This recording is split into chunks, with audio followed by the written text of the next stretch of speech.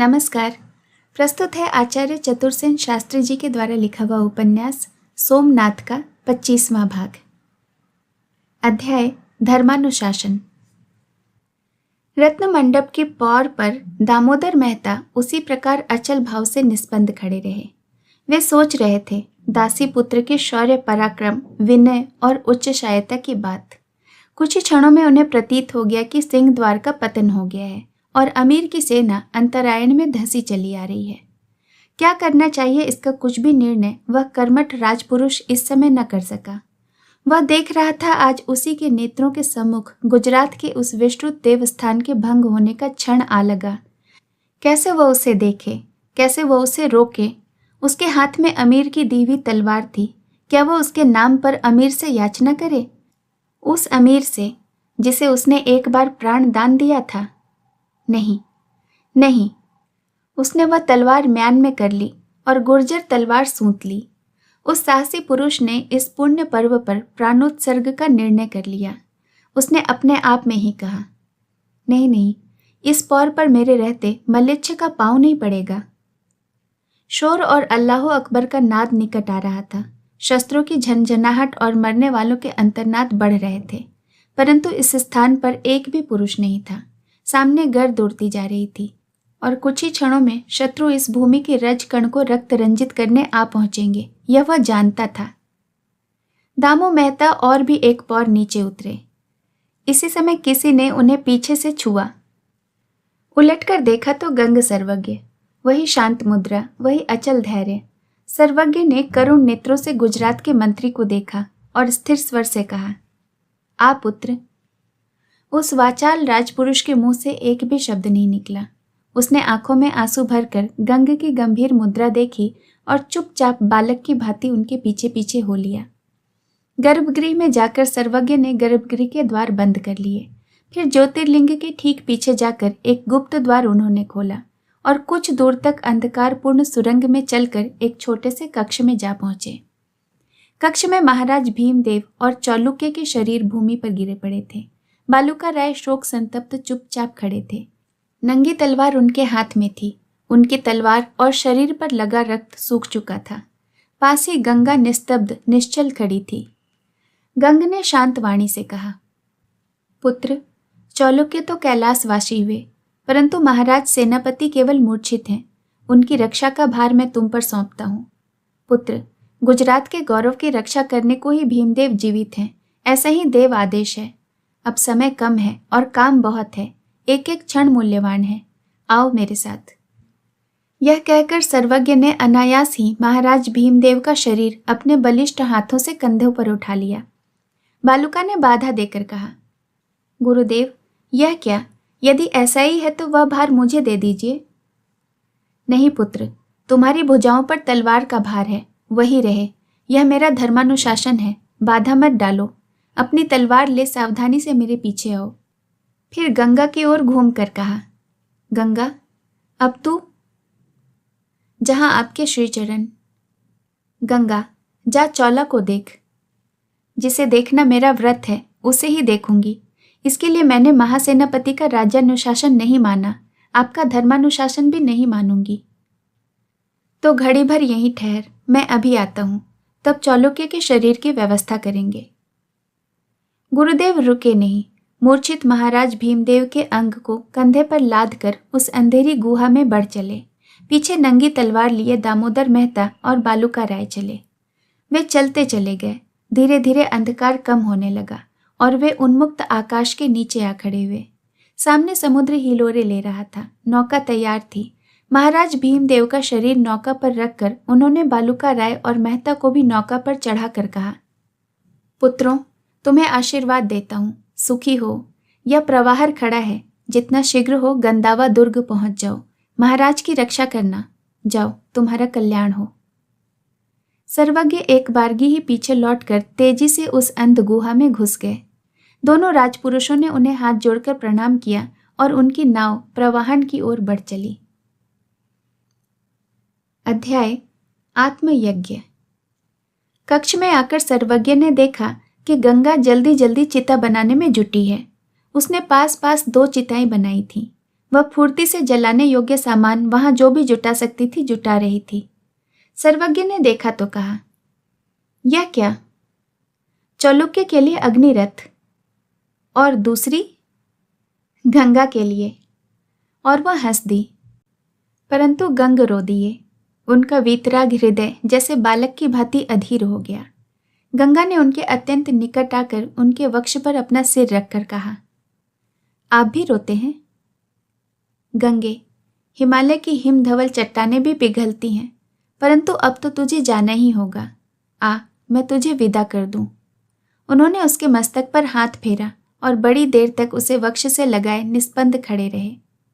इसी समय उनके एक अंतरंग शिष्य ने आकर कहा, देव, अंतरकोट गिर गया है। अब अंतरकोट पर शत्रु धावा कर रहे हैं। कुछ ही क्षण में वे रत्न मंडप तक पहुंच जाएंगे। एक क्षण ठहर पुत्र, तू जा और कृष्ण स्वामी से कह कि रत्नकोश की समुचित सुरक्षा व्यवस्था करे। मैं गंगा को मोक्ष देकर अभी आता हूं। शिष्य मस्तक नवाकर चला गया। सर्वज्ञ ने कहा, आ गंगी। उन्होंने अपने हाथ से उसका केश विन्यास किया, अंग प्रत्यंग चंदन चर्चित किया और हाथ पकड़कर चिता पर बिठाया। कुछ क्षण मौन रहकर कंपित वाणी से कहा, जा कल्याणी, कैलाशवासिनी हो। गंग ने सर्वज्ञ की चरण रज को मस्तक पर लगाया और आंखें बंद करके ध्यानस्थ बैठ गई। सर्वज्ञ ने घी और कपूर के बड़े बड़े डले चिता पर रखकर अग्नि स्थापना कर दी। दोनों चिताएं शीघ्र ही धधकने लगीं। धुआं कक्ष में फैल गया, किंतु वह दृश्य देखने के लिए सर्वज्ञ वहां रुके नहीं, तेजी से गर्भगृह की ओर लपक चले। शत्रु रत्न मंडप में घुस आए थे। सबसे आगे अमीर महमूद था। उसकी हरी पगड़ी पर पन्ने का तुर्रा झलक रहा था और लाल दाढ़ी हवा में फहरा रही थी। उसके हाथ में नंगी तलवार थी। उसके एक पार्श्व में एक भारी गुर्ज हाथ में लिए फतेह मोहम्मद था और दूसरे पार्श्व में श्वेत स्मृद्धुधारी प्रसिद्ध अरबी विद्वान अल बरूनी था। उसके हाथ में एक लंबी तलवार थी। अमीर ने संकेत से सबको आगे बढ़ने से रोक दिया। तीनों व्यक्ति आगे बढ़े।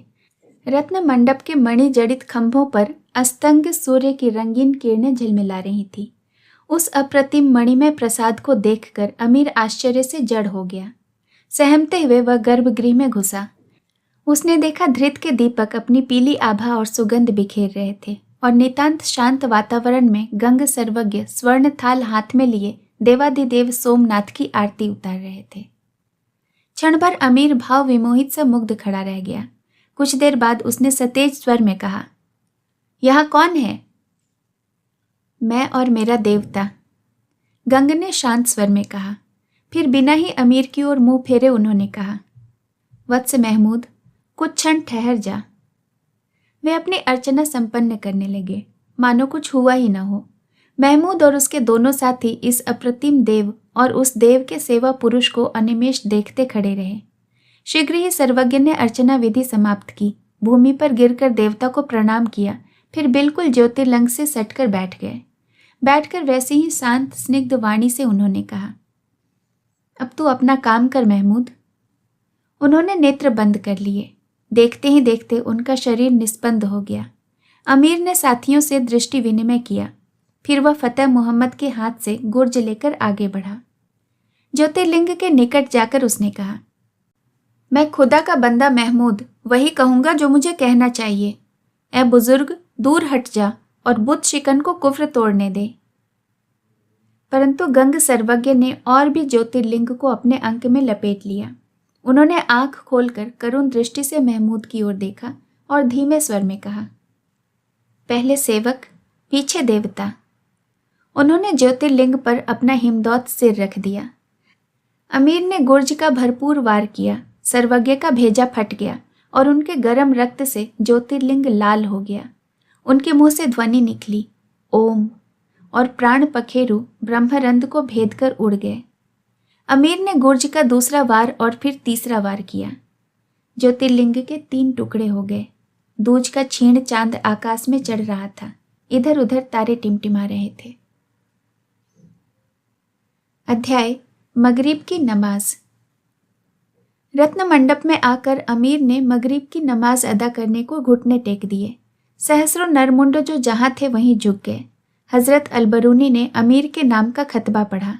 उन्होंने कहा, गाजी अमीर महमूद शहंशाह गजनी, जिन पर परमात्मा की असीम कृपा है और रहेगी, दुनिया में खुदा के प्रतिनिधि हैं। इसके बाद उन्होंने महालय के कंगूरे पे चढ़कर बांग लगाई। सबने आमीन आमीन कहा। अमीर ने जलद गंभीर स्वर में कहा, मैं अमीर, खुदा का बंदा वही कहूँगा जो मुझे कहना चाहिए और वही करूँगा जो मुझे करना चाहिए। खुदा के हुक्म से कुफ्र तोड़ना सबसे बड़ा सबाब है और मैं खुदा का बंदा महमूद धर्म की इस तलवार को कुफ्र तोड़ने के काम में लाता हूँ और आप सब सबाब के हिस्सेदार हैं। सबने फिर आमीन कहा। ज्योतिर्लिंग के रुद्राभिषेक के लिए जो गंगोत्री का पवित्र गंगा जल चांदी के घड़ों में गर्भगृह में रखा था, उसी से उसने वजू किया और मगरिब की नमाज अदा की। उसी रत्न मंडप में जहाँ कभी देव सानिध्य में शत सहस्र नेत्रों के सम्मुख रूपसी देवदासियां नृत्य लास किया करती थीं। इसके बाद उसने रत्न मंडप की पौर में कुर्बानी की। फतेह मोहम्मद ने महालय के शिखर पर चढ़कर गगनचुंबी महाध्वज भंग कर महमूद का हरा झंडा फहरा दिया। इस प्रकार अपने खुदा को प्रसन्न कर उसके प्रति अपनी कृतज्ञता जताकर वह अपने अश्व पर सवार हुआ। उसने महालय और देवपट्टन में अपनी आन फेरी, युद्ध बंद करने का आदेश दिया। आदेश न मानने वाले को कैद करने या कत्ल करने का हुक्म दिया। सब प्रमुख नाकों, आगारों, महालयों पर पहरे चौकी का प्रबंध किया और सिंह द्वार के फाटक उखाड़कर उन्हें साथ ले सब ओर से निश्चिंत होकर वह तुरही, नफीरी, शहनाई और नक्कारे बजाता हुआ जिहाद का हरा विजय झंडा फहराता अपनी छावनी में लौटा। जब उसने घोड़े की पीठ छोड़ी तब एक पहर रात बीत रही थी। हजारों घायल बेघायल राजपूत बंदी कर लिए गए थे। लाशों को उठाने का उस रात कोई बंदोबस्त नहीं हुआ। जिस कक्ष में गंगा ने अग्निरथ अभियान किया था, उसके आसपास के सब कक्ष जलकर राख हो गए थे। रात भर वहां आग धधकती रही। किसी ने भी उसे बुझाने की चेष्टा नहीं की। वृद्ध वीरवर कमा लखानी इस समय सैकड़ों घावों से लदे फदे अपने प्रवाहन में एक ओर खड़े महालय के अंचल से उठती हुई लपटों के प्रकाश में भग्न महाध्वज को आंसू भरी आंखों से देख रहे थे। प्रवाहन में अचेत महाराज भीमदेव को चेत में लाने के लिए दामोदर मेहता और बालूका राय अथक प्रयत्न कर रहे थे। संसार अंधकार में डूबता जा रहा था और इस अंधकार में एक गहरा काला धब्बा सा, वह प्रवाहन लहरों पर हिलता डुलता सा समुद्र वक्ष पर बढ़ता हुआ कच्चे की खाड़ी में सुरक्षित गंदवा दुर्ग की ओर बढ़ रहा था। अध्याय नष्ट प्रभात। रात ही में देवपट्टन में भगदड़ मच गई। हिंदू योद्धा और पुजारी प्राण ले लेकर जल थल की राह भाग चले। प्रभात होते ही तुर्कों के दल बदल नगर महालय लूटने को अल्लाह अकबर का नाद करते टूट पड़े। शत्रु के भय से हिंदू मछुए, होड़ी आदि जो जिसके हाथ लगा उसी में बैठकर समुद्र में तैरने लगे। इस समय पर समुद्र भी अभागे हिंदुओं का शत्रु हो गया था। उसमें बड़ी बड़ी पहाड़ चट्टान के समान लहरें उठने लगी। अनेक अभागे उन लहरों की चपेट में आकर समुद्र गर्भ में विलीन हो गए। अनेक लोग शत्रुओं के हाथ बंदी हुए या कट मरे। देखते ही देखते देवनगर धाए धाए कर जलने लगा। महमूद अपने काले घोड़े पर सवार हो विजयोल्लास से भरा हुआ दल बदल सहित महालय की पौर में फंसा। इस विजय का महमूद को बड़ा गर्व था। हर्ष से उसका हृदय उछल रहा था। महमूद और उसके मंत्रीगण आश्चर्यचकित होकर महालय की भव्य शोभा निखारने लगे। उस अगम्य देवस्थली में उसके भ्रष्ट पैर के पड़ने से देवस्थान मलिन होने लगा। आंखों से कभी न देखी और कानों से कभी न सुनी हुई शोभा और ऐश्वर्य की राशि देखकर महमूद और उसके मंत्रीगण विमूढ़ हो गए। उसे अपने गजनी के राजमहल के ऐश्वर्य पर बड़ा गर्व था, परंतु सोमनाथ महालय के ऐश्वर्य को देखकर उसका गर्व खंडित हो गया। वह आगे बढ़कर गर्भगृह में घुसा। ज्योतिर्लिंग के 3 टुकड़े बिखरे पड़े हुए थे। गंग सर्वज्ञ का छिन्न शरीर भी उसी भांति देव सानिध्य में पड़ा था। उनका रक्त बहकर सूख गया था। उसने मंदिर के पुजारियों और अधिकारियों को सम्मुख आने की आज्ञा दी। बहुत से पुजारी भाग गए थे। जो शेष थे वे कृष्ण स्वामी को आगे करके डरते कांपते अमीर के सम्मुख करबद्ध आ खड़े हुए। कृष्ण स्वामी ने हाथ जोड़कर कहा, पृथ्वीनाथ, जितना धन आपको चाहिए हम दंड देने को तैयार हैं, परंतु महालय को भंग मत कीजिए। यह हमारे हिंदुओं का अति प्राचीन देवस्थान है। हम दीन जन आपसे यही भिक्षा मांगते हैं। महमूद ने कहा, जड़ जवाहर के लालच से इस्लाम के बंदों का खून बहाने मैं यहाँ नहीं आया हूँ। मैं मूर्ति पूजकों के धर्म का तिरस्कर्ता मूर्ति भंजक महमूद हूँ। बुत परस्ती के कुफ्र को दूर करना मेरा धर्म है। मैं मूर्ति बेचता नहीं, मूर्तियों को तोड़कर अल्लाह ताला खुदा के पैगंबर महमूद की आन कायम करता हूँ।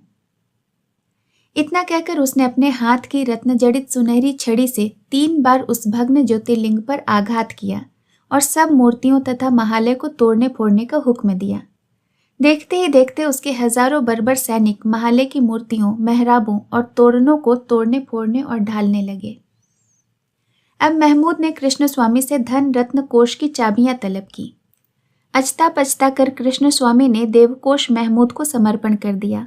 उस देवकोष की संपदा को देखकर महमूद की आंखें फैल गईं। भूगर्भ स्थित 6 बच्चों में स्वर्ण, रत्न, हीरा, मोती, मणिक आदि भरे थे।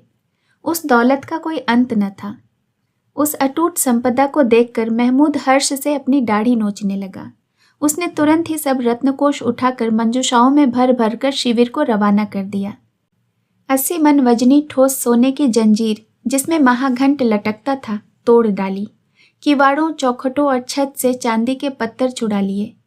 कंगूरों के स्वर्ण पत्र उखाड़ लिए। मणिमय स्तंभों पर जड़े हुए रत्न उखाड़ने में उसके हजारों बर्बर जुट गए। सोने चांदी के सब पात्र ढेर कर उसने ऊंटों पर लाद लिए। फिर भी उसे संतोष न हुआ। उसके गोइंदों ने गुप्तकोष की तलाश में समूचे गर्भगृह को खोद डाला। ज्योतिर्लिंग के मूल स्थान में बहुमूल्य मणि माणिक्य का एक महाभंडार उसे और मिल गया।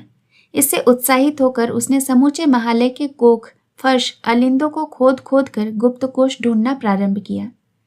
कृष्ण स्वामी से उसने बहुत प्रश्न किया। अंत में उसे बांधने की आज्ञा दी। सैनिक कृष्ण स्वामी को बांधने लगे। कृष्ण स्वामी गिड़गिड़ाने लगे और अपने प्राणों की भिक्षा मांगने लगे। चारों ओर तुमुल कोलाहल मच रहा था। उस कोलाहल के बीच जैसे हृदय को विदीर्ण करती हुई एक तीव्र हुंकृति ने सभी को चौंका दिया। उस पागल क्षण में चीखती चिल्लाती न जाने कहाँ से रमा देवी एक मोटी सी लकड़ी हाथ में लिए भीड़ को चीरती हुई धंस आई। उसके कपड़े फटे हुए, नेत्र फैले हुए, बाल बिखरे हुए और मुख विकराल था। उसने सैनिकों को पीछे धकेल कर कृष्ण स्वामी को अपने आंचल में छिपवाते हुए ललकार कर कहा, कहाँ है वह मुंडी काटा गजनी का अमीर? आए मेरे सामने, देखो कैसे वह मेरे आदमी को बंदी करता है। सैनिकों ने झपट कर रमाबाई को पकड़ लिया। धक्का पेल में उसके वस्त्र तार तार हो गए। वह गिर गई, परंतु सिंहनी के समान गरज कर उसने उछाल भरकर कई सैनिकों को गिरा दिया। सैनिकों की तलवारें खींच ली। सैकड़ों तलवारें रमाबाई पर छा गईं। फतेह मोहम्मद अब तक चुपचाप अमीर की बगल में खड़ा था। अब वह तलवार सूंध कर एकदम रमाबाई के आगे छाती तानकर खड़ा हो गया। उसने ललकार कर कहा, खबरदार, जो कोई इस औरत को छुएगा उसके धड़ पर सिर नहीं रहेगा। नामदार अमीर महमूद की उपस्थिति में यह घटना असाधारण थी। महमूद अविचलित भाव से यह सब देख रहा था। अब उसने आगे बढ़कर कहा, उस औरत को छोड़ दो। सिपाहियों ने रमाबाई को छोड़ दिया। छूटते ही उसने कृष्ण स्वामी के बंधन को खोल दिया और फिर वो अपने हाथ की लकड़ी मजबूती से पकड़कर अमीर की ओर फिरी। उसने अपनी गोल गोल आंखें घुमाते हुए कहा, तो तू ही है वह अमीर?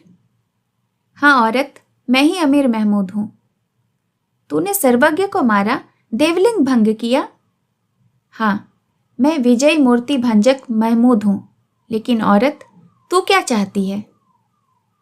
तुझसे यह पूछती हूं कि क्या तुझसे किसी ने यह नहीं कहा कि तू मृत्यु का दूत, जीवन का शत्रु और मनुष्यों में कलंक का रूप है? ए औरत, मैं तेरी सब बात सुनूंगा, तू कहती जा।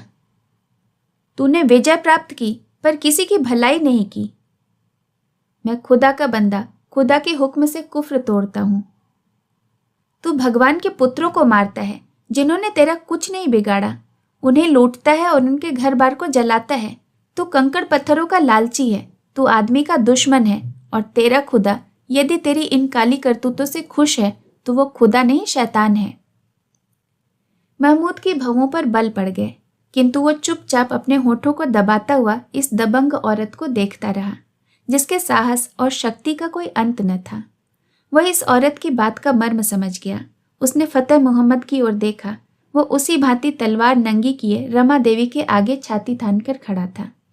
महमूद ने कहा, ए बहादुर, क्या तू इस औरत को जानता है? जानता हूं जहांपन्ना। कौन है यह? मेरी माँ। महमूद बड़ी देर तक उस औरत की ओर ताकता रहा। एक हल्की मुस्कान और करुणा की झलक उसके नेत्रों में आई। उसने जलद गंभीर स्वर में कहा, औरत, तलवार के विजेता महमूद के सामने तूने जो सच कहा है वह बादशाहों के लिए इज्जत की बात है। दुनिया में दो चीज लोगों की जिंदगी बनाती है, एक सूरज की किरणें, दूसरी माँ का दूध। तूने जिंदगी से प्यार करने की ओर मेरा ध्यान दिलाया है। ठीक कहा तूने औरत। और तू माँ है। माँ के बिना महमूद पैदा नहीं हो सकता था। फिरदौसी, अलबरूनी, अरस्तु, शेख सादी, ये सब माँ के ही बच्चे हैं। ऐ माँ, आगे बढ़ और इस बच्चे के सिर पर हाथ रखकर इसे दुआ बख्श, जिसने 30 वर्ष तक इस धरती को अपने पैरों से कुचलकर उसे लहू लुहान से लाल कर दिया है।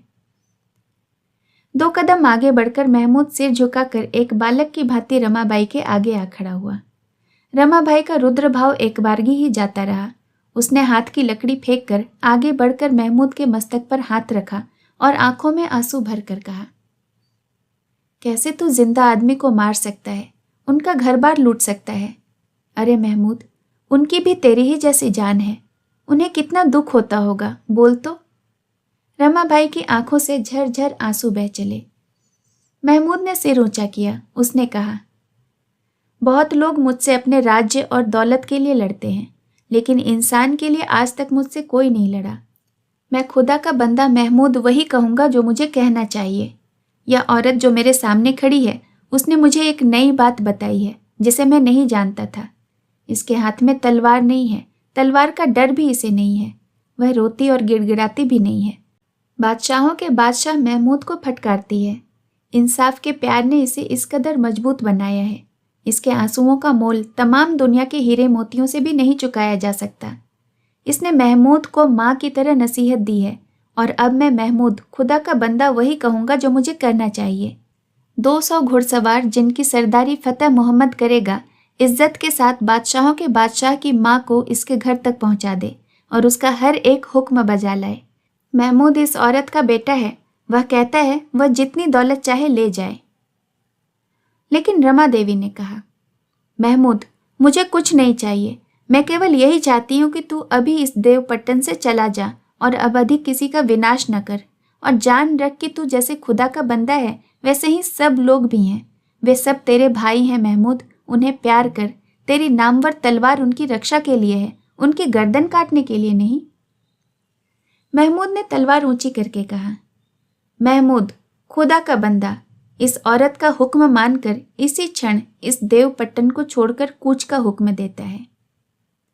महमूद ने तलवार को म्यान में किया और अपना घोड़ा मंगाया। उसके सब सैनिक चुपचाप अपनी तलवारें नीचे किए उसके पीछे पीछे चले। केवल फतेह मोहम्मद 200 सवारों के साथ रह गया। अब तू देवा, तू भी जा। रमा देवी ने उसे देखकर कहा, माँ, क्या तुम मुझसे नाराज हो?